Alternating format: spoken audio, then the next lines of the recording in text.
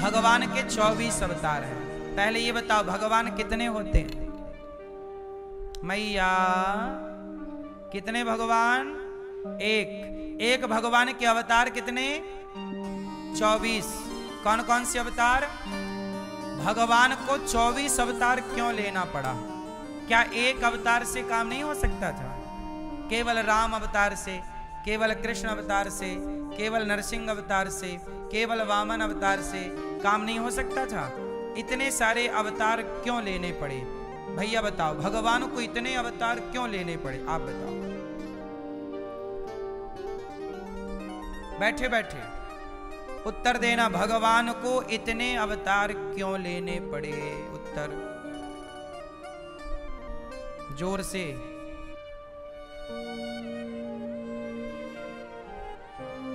क्यों लेने पड़े? मैया बताओ, भगवान को इतने अवतार क्यों लेने पड़े? एक अवतार से भी तो काम हो सकता था। क्यों लेने पड़े? क्योंकि एक अवतार से काम नहीं हो सकता था। अब सुनो, अवतार क्यों लेना पड़ा? सुनो, सबसे मुख्य बात समझो। एक बार भगवान ने खंबा तोड़कर अवतार लिया। नाम क्या पड़ा? नरसिंह भगवान। क्यों लेना पड़ा? क्योंकि एक राक्षस था, प्रहलाद के पिता हिरण्यकशिपु। हिरण्यकशिपु कैसे थे? हिरण्यकश्यप ने वरदान मांगा ब्रह्मा जी से, ना मैं दिन को मरूं ना रात को मरूं, ना ब्रह्मा के बनाए किसी व्यक्ति से ना मरूं, ना अस्त्र से मरूं ना शस्त्र से। तब उसके वरदान के अकॉर्डिंग भगवान को एक अपने को नए तरीके से डिजाइन करना पड़ा। उसने वरदान मांगा, ना मैं मनुष्य से मरूं, ना देवताओं से मरूं, ना जानवर से मरूं। तब भगवान ने अवतार कैसा लिया? ना वो मनुष्य है ना वो जानवर है। तो नर सिंह, आधा नर आधा सिंह, तो आधा 50-50 किया। वरदान मांगा था तो उस हिसाब से काम करना था। क्यों भैया, बात सही है? नरसिंह। अब नरसिंह भगवान ने आकर हिरण्यकश्यपु को मारा। अब सुनो, एक दूसरा रावण नाम का एक राक्षस, रावण ने वरदान मांगा कि मैं मनुष्य के हाथ मरूं। किसके हाथ मरूं? तो रावण के लिए यदि भगवान नरसिंह बनकर आते तो रावण वरदान के अकॉर्डिंग नरसिंह जी से नहीं मर सकता था। मर तो सब भगवान तो मार ही सकते, पर वरदान की भी तो मर्यादाएं रखनी है। वरदान भी तो बचाना है ना। अपनी ही वाणी ना मानेंगे तो कैसे काम बनेगा? रावण ने क्या वरदान मांगा? हम मनुष्य के हाथ मरें। अब मनुष्य तो कोई भी निपटा दे, पर नहीं, जिसके अंदर मनुष्यता है वही ना मनुष्य है। तब भगवान नरसिंह बनकर आए हिरण्यकश्यपु को मारने, और वही भगवान रावण को मारने मनुष्य बनकर आए। राम हैं भगवान, पर मनुष्य बनकर मनुष्य की लीला कर रहे हैं। इसलिए पत्नी चोरी हो गई तो रो रहे हैं। जैसे आपकी पत्नी कहीं चली जाए तो आप रोने लग जाए, कहां चली गई, कहां चली गई। आपकी जाएगी तो रोओगे कि नहीं रोओगे? हैं? कि चाहोगे ठीक चली गई?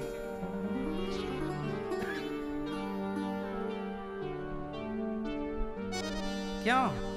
पत्नी है आपकी, कहां है? रोगे कि नहीं ऐसे? कहां चली गई हैं?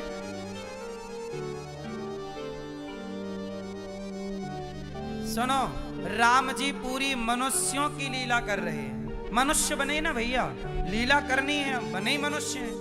विप्रधेनु सुर संतहित लीन मनुज अवतार। अच्छा सुनो, ये पूरी कथा भागवत जी की है। मैं आपको जो विस्तार दे रहा हूं वो भागवत जी में बहुत लीलाएं विस्तार से हैं, पर मैं आपको समझ में आए इस तरीके से समझा रहा हूं। है वही बात। सुनो, एक बार क्या हुआ, भगवान ने एक अवतार लिया, वामन। क्या बन गए भगवान? जोर से मैया, क्या बने भगवान? हैं? वामन किसके लिए बने?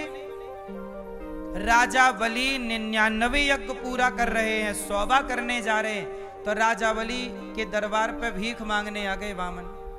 अब जो काम वामन भगवान कर सकते हैं वो काम राम नहीं कर सकते। वामन भगवान दरबार में जाके राजा बलि से क्या मांग रहे हैं? भिक्षा। 3 पग भूमि दे दे भैया। क्या दे दे? अब क्या राम भिखारी बन सकते हैं? तो जो काम वामन भगवान कर सकते हैं वो वामन करेंगे। जो लीला जैसी सिचुएशन थी वैसा रूप भगवान ने बनाया। ऐसे करते करते 24 अवतार हो गए। समुद्र मंथन हुआ तो जिस पत्थर की मछानी बनाए वो नीचे जाने लगा, तो उस मंदराचल पर्वत को थामने के लिए भगवान ने कच्छप रूप बनाया था, कछुआ। क्या रूप बनाया? फिर क्या हुआ? समुद्र मंथन हुआ तो अमृत लेकर प्रकट होने के लिए भगवान ने धनवंतरी रूप बनाया, अमृत लेकर आए भगवान। फिर अमृत का बंटवारा कैसे हो? दैत्यों ने अमृत छीन लिया, तब बंटवारा करने के लिए भगवान ने मोहिनी का अवतार धारण किया। अब वहां राम या नरसिंह या वामन अवतार से काम नहीं चलता, तो एक नया अवतार क्रिएट करना पड़ा, मोहिनी। बात समझ में आ रही है? जहां जैसी जरूरत पड़ी वहां वैसा अवतार भगवान ने जरूरत के अनुसार लिया है। तो ये ऐसे करते करते भगवान के कितने अवतार हो गए? 24। वैसे तो अवतार भगवान के अनंत हैं। हरि अनंत हरि कथा अनंता, कहाँ ही सुना ही बहुविधि सब संता। पर 24 मुख्य लिखे हुए वेद पुराणों में। ऐसे अवतारों में एक अवतार हुआ भगवान का कृष्ण रूप। कृष्ण का अवतार हुआ गीता को प्रकट करने के लिए और मर्यादा की रक्षा, धर्म की रक्षा करने के लिए। महाभारत हुआ, भगवान ने पांडवों की रक्षा की। एक दिन क्या हुआ कि अश्वत्थामा ने द्रौपदी के 5 बेटों को मार दिया।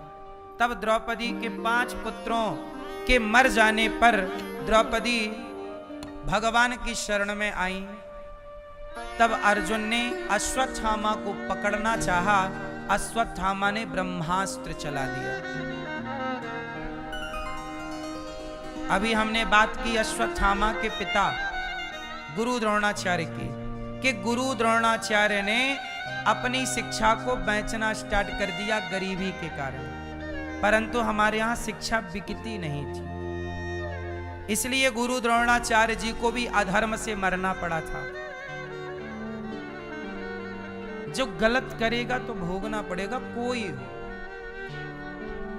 अश्वत्थामा ने द्रौपदी के 5 पुत्रों को मारा। अर्जुन ने देखा कि ब्रह्मास्त्र चला दिया। अर्जुन को मारने के लिए अश्वत्थामा ने ब्रह्मास्त्र चला दिया। तब भगवान श्री कृष्ण की शरण में अर्जुन आए।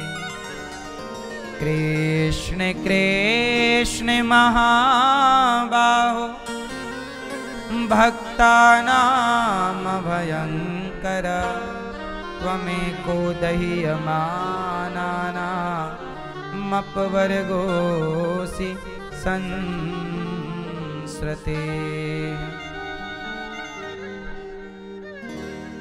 क्या कहा अर्जुन ने?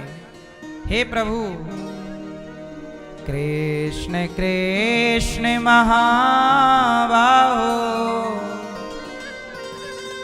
हे प्रभु, ये अश्वत्थामा ने हमें मारने के लिए ब्रह्मास्त्र चला दिया है। आप ऐसी कृपा करो कि हमारी रक्षा हो। भगवान ने कहा अर्जुन तुम भी ब्रह्मास्त्र चलाओ। यदि आप भी ब्रह्मास्त्र चलाएंगे तो बचना होगा, वरना संभव नहीं है।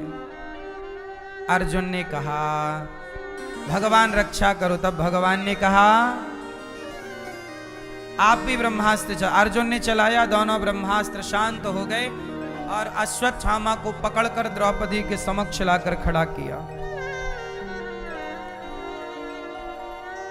तब द्रौपदी ने जब देखा कि अश्वत्थामा के पांव हाथ बांधकर अर्जुन ने पटक रखा, तब द्रौपदी ने कहा मुच्यताम मुच्यतामेष ब्राह्मणो नितराम गुरु। अर्जुन, द्रौपदी ने अर्जुन को डांटा, अर्जुन ये क्या किया? ये अश्वत्थामा को तुमने बांध दिया, ये तुम्हारे गुरु का बेटा है और गुरु का बेटा गुरु के तुल्य है, क्या किया? मुच्यताम, छोड़ दो इसे। क्या इसे मार देने से, अर्जुन ने कहा इसने तेरे 5 बेटे मार दिए द्रौपदी, तेरे 5 बेटे मार दिए। तब द्रौपदी ने कहा कि मेरे 5 बेटे मार दिए, पर तुम भी इसे मार दोगे तो क्या मेरे बेटे जिंदा हो जाएंगे? यदि मेरे बेटा जिंदा हो इसको मारने से तो जरूर मार दो, पर ये मेरे बेटे तो जिंदा ना होंगे, पर इसकी मां भी मेरी तरह रोने लग जाएगी। मैं जानती हूं कि बेटे के जाने का दर्द क्या है।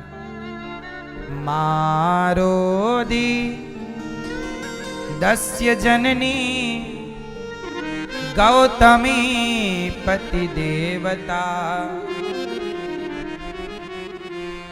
मां रोएगी और पति देवता मतलब गुरु द्रोणाचार्य तो मर चुके हैं, अब तो गुरु द्रोणाचार्य के पति के मर जाने पर तो स्त्री का सहारा बेटा ही होता है, और आप उस बेटे को भी मार दोगे तो वो इसकी मां और गुरु द्रोणाचार्य की पत्नी द्रोणी अनाथ हो जाएंगे,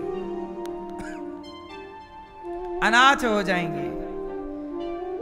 इनकी माता ना रोए, ऐसा करो। देखो द्रौपदी के बच्चे मार देने पर भी उस हत्यारे पर द्रौपदी इस तरह से दया दिखा रही है।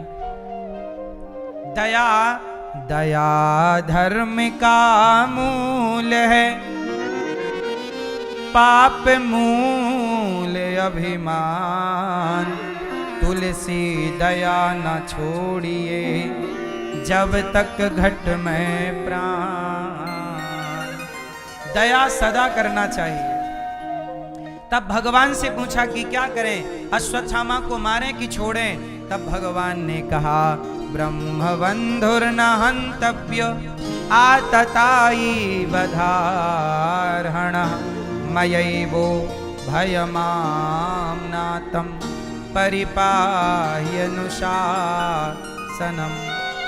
ब्राह्मण को कभी मारना नहीं चाहिए और आतताई को कभी छोड़ना नहीं चाहिए। ये जन्म से ब्राह्मण है पर कर्मों से आतताई है, से छोड़ दो। अश्वत्थामा को उसके सिर की मणि निकालकर छोड़ दिया गया। द्रौपदी ने कहा छोड़ दो। द्रौपदी करुणा से भरी एक स्त्री, इसलिए कहते हैं ना द्रौपदी मां है। आप लोगों से मेरी प्रार्थना, जिसने तुझे जन्म दिया रे,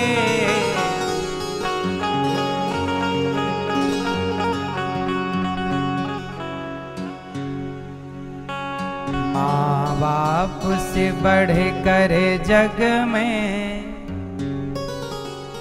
कोई दूजा नहीं खजाना।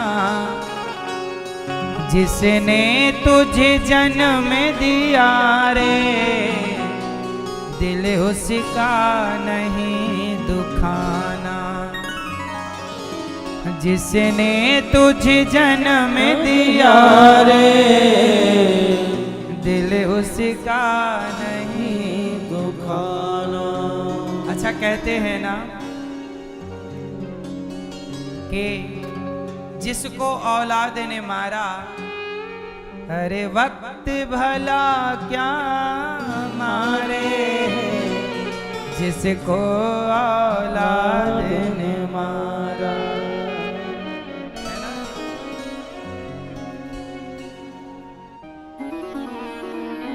इसलिए मेरी माँ औलाद की खातिर इंसान फिरता है मारा मारा। बेटा ना होए तो माँ बाप मारे मारे। औलाद की खातिर इंसान फिरता है मारा मारा। उसे वक्त भला क्या मारे, जिसको औलाद ने मारा।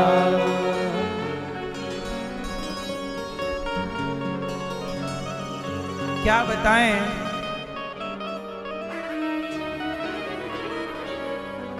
औलाद की खातिर क्या क्या नहीं करते माँ बाप, पर वही बेटा जब बड़ा होता है तो उसे बच्चे अपने माँ बाप को मारता है। उसे वक्त भला क्या मारे, जिसको औलाद ने मारा। जिनकी खुशियों की खातिर रातों की नींद गवाई, उसने उनकी खुशियों की जीते जी चिता जलाई, जीते जी चिता जलाई। जिसको चाहा था उन्होंने इस जान से ज्यादा प्यारा, उस वक्त भला क्या मारे, जिसको औलाद ने मारा।